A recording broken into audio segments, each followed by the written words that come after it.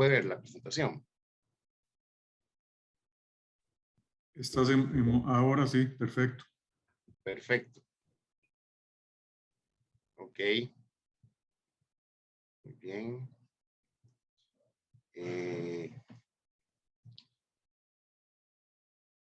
Vamos a empezar entonces con el potencial del fertirriego para reducir el uso de fertilizantes.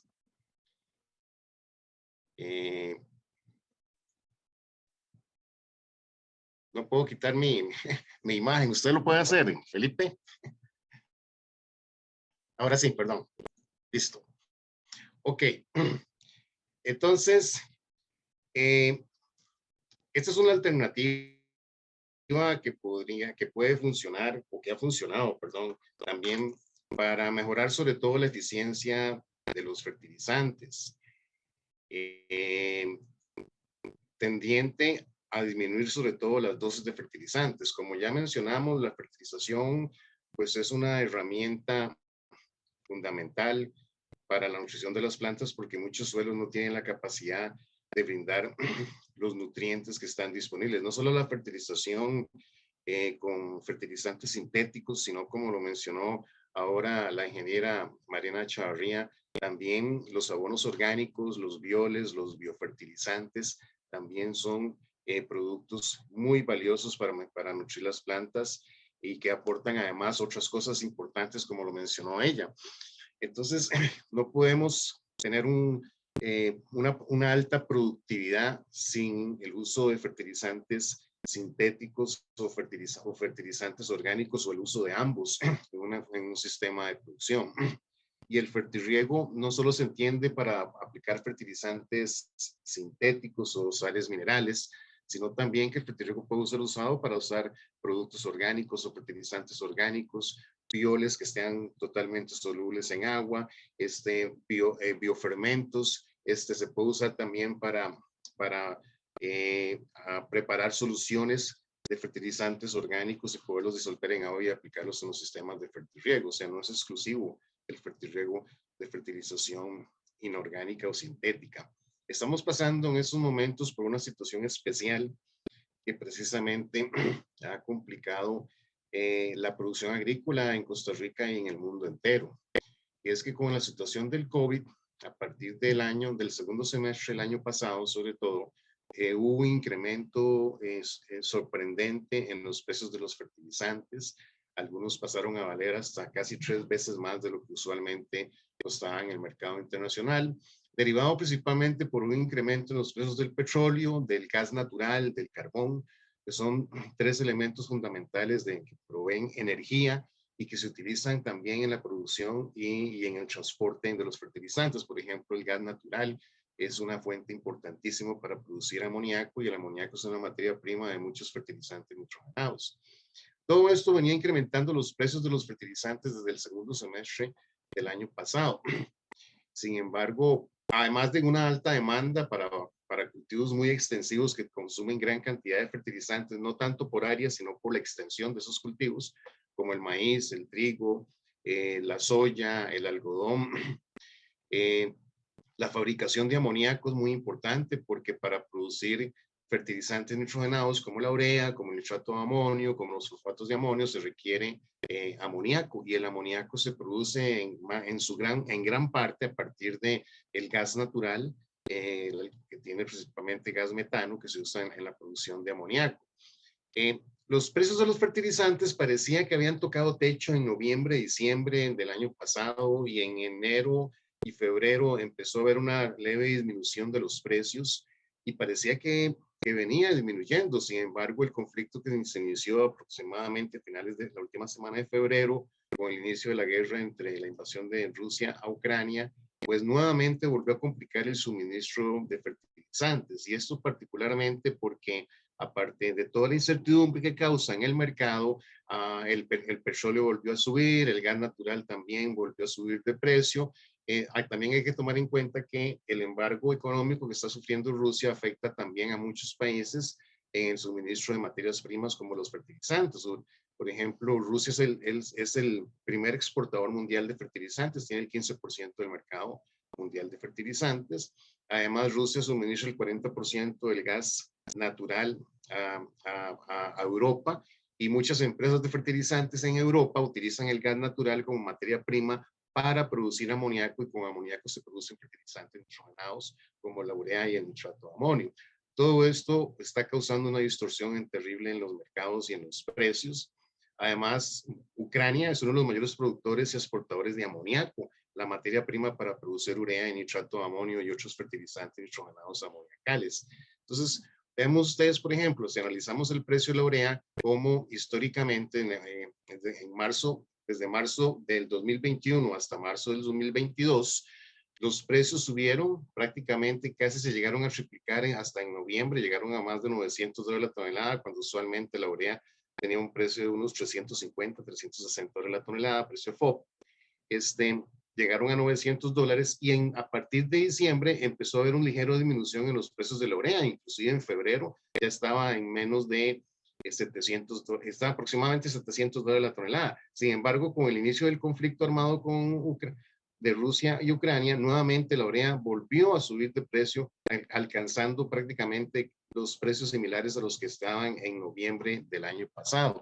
Entonces, esto ha causado incertidumbre y, por supuesto, aumentos desmedidos en los costos de producción, ya que los fertilizantes son una materia prima fundamental.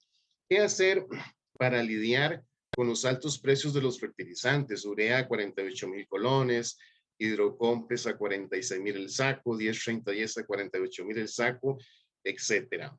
Todos los que trabajan en fertilización, usan fertilizantes, han visto entonces el incremento de precios y la escasez de algunos de esos fertilizantes. Bueno, una de las alternativas es mejorar la eficiencia de los fertilizantes. En este foro, pues, se van a tocar diferentes alternativas. Vamos a enfocarnos en la parte de eficiencia de los fertilizantes. Hay 4 principios básicos para el manejo eficiente de los fertilizantes, que es la selección adecuada de la fuente fertilizante o el tipo fertilizante, usar la dosis recomendada o la dosis adecuada, aplicar la fuente en el momento específico que la planta lo requiere, y aplicar el fertilizante en el lugar correcto, en el lugar exacto donde la planta va a poderlo absorber.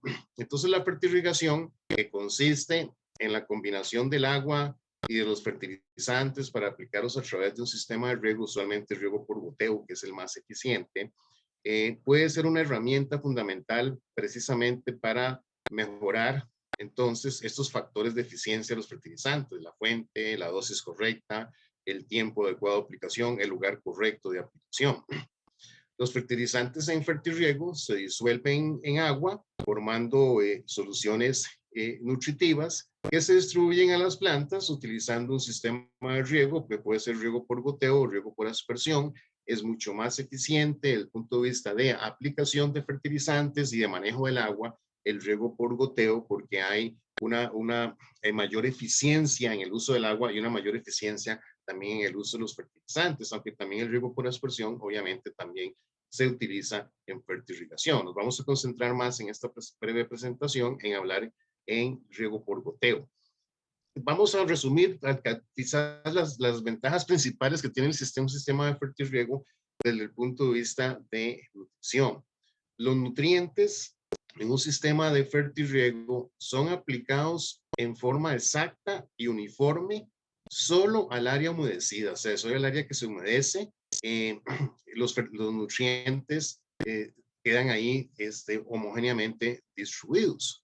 Nosotros hablamos en fertirriego de la formación de un bulbo de humedecimiento. Si la planta solamente está viviendo del fertirriego, por ejemplo, si estamos en la época seca, como ocurre con el melón y la sandía en la zona norte de Costa Rica, sobre todo en Guanacaste y en la península de Nicoya, que es cuando se siembra principalmente el melón y la sandía para exportación, de noviembre a abril, usualmente no llueve o no debería ser una época lluviosa en la zona. Entonces las plantas de melón y sandía viven solo del fertirriego y se forma un bulbo de humedecimiento donde el agua donde cae el suelo humedece el área alrededor de las raíces, y las raíces solamente crecen en esa área humedecida.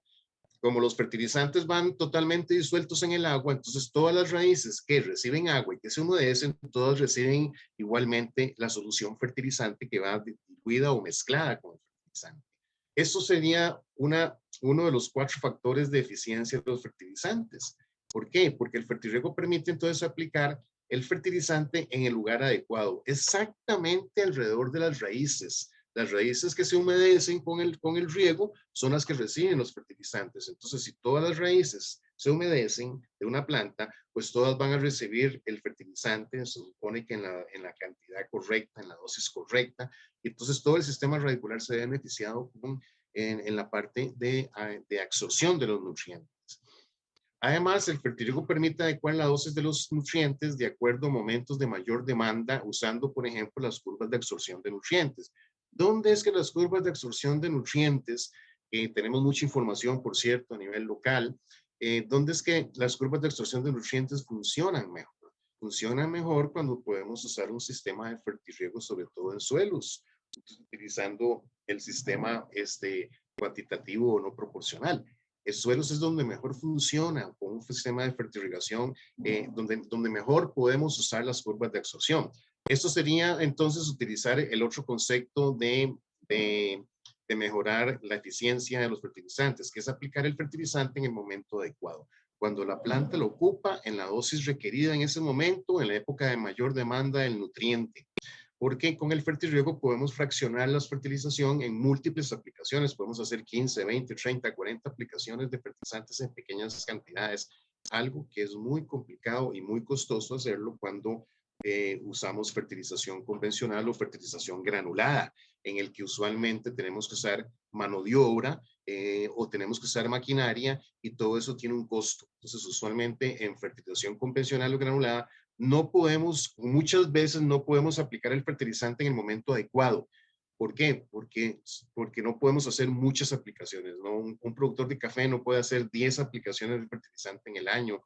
Un productor de papa, por ejemplo, no hace 8 o 10 aplicaciones de fertilizantes granulados al suelo, sino que usualmente hace 2. Un productor de café, si acaso, probablemente lo más que hace son 3 aplicaciones. En cambio, en fertirriego, un productor de café, por ejemplo, podría hacer 15 o 20 aplicaciones en el año. Un productor de papa podría hacer 8, 12, 15 aplicaciones durante el ciclo de cultivo, sin mayor costo, porque el costo de mano de obra es mínimo. Una sola persona puede hacerse cargo del sistema de fertirriego. Todo esto permite entonces aplicar el fertilizante en el momento adecuado. Recordemos entonces los factores que mejoran la eficiencia de los fertilizantes. Dos de ellos muy importantes en fertirriego y que vamos a mencionar seguidamente es el tiempo de aplicación y el lugar correcto de aplicación. Todo esto, obviamente, si podemos aplicar el fertilizante en el lugar más adecuado, sé exactamente dónde están creciendo las raíces y a todo el sistema radicular, porque si todas las raíces se mojan, todos reciben fertilizante, porque el fertilizante va disuelto en el agua, y si podemos aplicarlo en los momentos adecuados y nos puede ayudar, por ejemplo, las curvas de absorción para definir esos momentos, entonces todo esto debería producirnos un beneficio, aumentar la eficiencia de los fertilizantes y eventualmente reducir las dosis de fertilizantes, que eso es una de las ventajas más grandes que también tiene el fertirriego desde el punto de vista de manejo de fertilización. Entonces, el fertirriego nos permite aplicar el fertilizante en el lugar adecuado.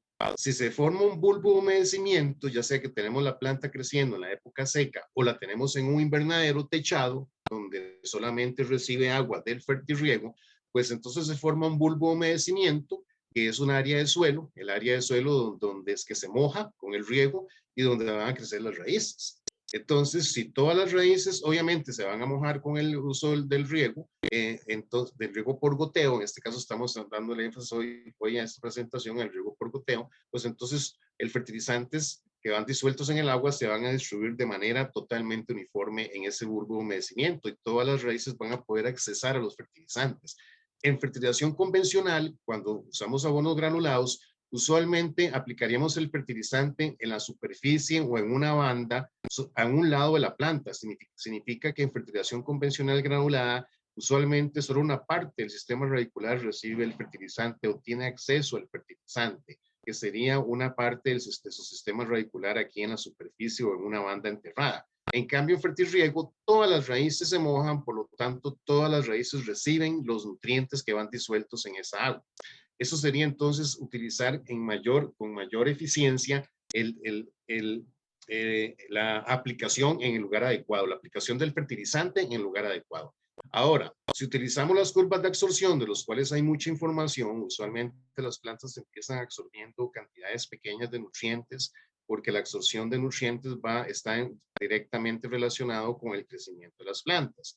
A mayor crecimiento, a mayor producción de biomasa, cuando ya las plantas empiezan a entrar en etapas reproductivas, floración, formación de frutos, granos, semillas, tubérculos, etcétera, se va incrementando la absorción conforme se incrementa el peso seco, la biomasa de una planta.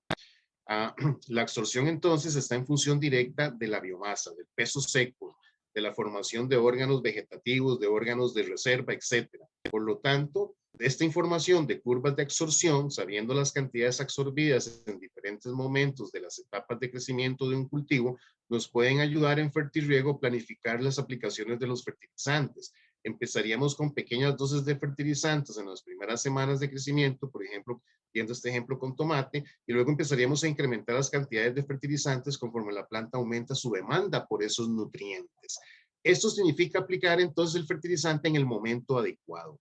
El fertirriego nos permite planificar mejor los momentos de aplicación, mientras que en fertilización granulada convencional usualmente tenemos que aplicar fertilizantes cada 3 o 4 semanas en tomate. Digamos, un productor haría una aplicación cada 3 semanas o cada mes, y entonces sería más difícil aplicar el fertilizante en el momento adecuado cuando usamos abonos granulados. No es tan fácil controlar el momento más adecuado, porque en fertilización granulada convencional usualmente tenemos que usar mucho menos aplicaciones por una situación de costo de mano de obra. Entonces, el fertilizante en el lugar adecuado significa que los nutrientes quedan exactamente aplicados donde están creciendo todas las raíces. Y si la planta depende solo del fertirriego, por ejemplo, sembrada en la época seca como en Guanacaste, o en un invernadero donde no recibe lluvia, pues entonces las raíces solo se van a desarrollar en el bulbo de humedecimiento. Y ese bulbo se va a humedecer con agua, y el agua están disueltos los fertilizantes. Entonces hay una distribución homogénea tanto del agua como de los nutrientes, lo cual permite aplicar los fertilizantes usando el principio de mejora de eficiencia, que se llama aplicarlo en el lugar adecuado. El fraccionamiento de la dosis. Con fertirriego podemos fraccionar la dosis en múltiples aplicaciones con un costo mínimo de operación. No ocupamos mucha mano de obra para hacerlo. Entonces, siguiendo las curvas de crecimiento y las etapas fenológicas de la planta, sabemos que la absorción de nutrientes varía con la etapa de crecimiento. Entonces, usando curvas de absorción de nutrientes, ¿dónde es que las curvas de absorción funcionan mejor? Funcionan mejor porque le podemos sacar un mayor beneficio, un mayor provecho a esa información cuando utilizamos fertirrigación. Porque la fertirrigación sí permite fraccionar las aplicaciones en una gran cantidad o número de aplicaciones. Por ejemplo, en cultivo del melón podríamos aplicar fertilizantes cada 2 o 3 días, 2 o 3 veces por semana. Durante todo el ciclo podríamos hacer un total de 15 aplicaciones durante un ciclo de cultivo de melón que dura aproximadamente 58, 60 días desde el trasplante hasta la cosecha. 15 aplicaciones, 2 aplicaciones semanales serían suficientes si estamos sembrando melón en suelos, en el sistema cuantitativo no proporcional, y de esa forma podemos entonces maximizar la eficiencia de los fertilizantes. Las curvas de absorción nos pueden ayudar entonces a identificar la distribución de la absorción, cómo distribuir esos nutrientes en las etapas de mayor absorción de nutrientes, y es una herramienta muy útil para establecer momentos de aplicación de los nutrientes. Entonces, la información de las curvas de absorción, cada cultivo tiene un patrón de absorción, de crecimiento y de absorción de nutrientes, de distribución de esos nutrientes en el tiempo. Esa información puede ser una herramienta fundamental, importante, saber primero, las curvas nos dicen cuánto absorbe la planta y en qué momento lo absorbe y cómo se distribuye esa absorción en el tiempo. Entonces, si nosotros tenemos un sistema de fertilización donde podemos fraccionar a nuestro gusto, a nuestro placer, pues entonces los fertilizantes los podríamos fraccionar en pequeñas aplicaciones e ir subiendo las dosis de los nutrientes o bajando las dosis de acuerdo con lo que indican las curvas de absorción, y eso nos permite maximizar la eficiencia en el uso de los fertilizantes. Entonces, las curvas de absorción tienen ese objetivo precisamente para usarlo como herramienta fundamental para la fertilización de cultivos en fertirriego. Es ahí donde mejor podemos usar la información. y se ha logrado llegar